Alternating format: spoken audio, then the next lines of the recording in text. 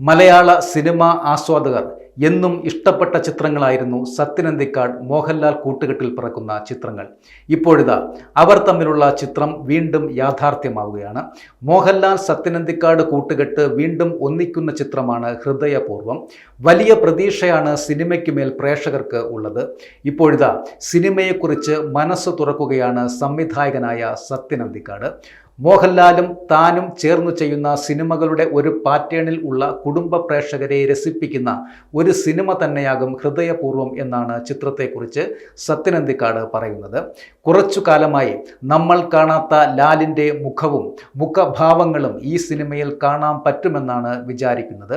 ഒരു പ്ലസൻ്റ് ആയിട്ടുള്ള സിനിമയാണ് ഹൃദയപൂർവ്വമെന്നും സത്യൻ അന്തിക്കാട് പറയുന്നു. ചിത്രത്തിൻ്റെ എഡിറ്റിംഗ് കഴിഞ്ഞു. ഓണത്തിന് ഒരാഴ്ച മുൻപാകും തിയേറ്ററുകളിലേക്ക് ചിത്രം എത്തുക.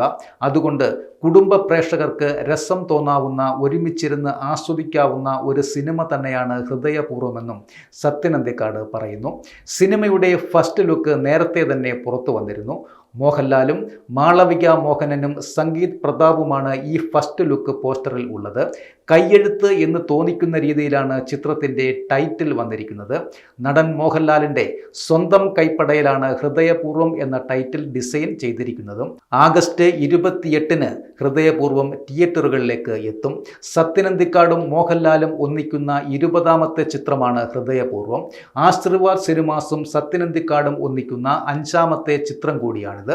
സത്യൻ അന്തിക്കാടിൻ്റെ മക്കളായ അഖിൽ സത്യനും അനൂപ് സത്യനും അദ്ദേഹത്തിനൊപ്പം പ്രവർത്തിക്കുന്നു എന്ന പ്രത്യേകതയും ഈ ചിത്രത്തിനുണ്ട്.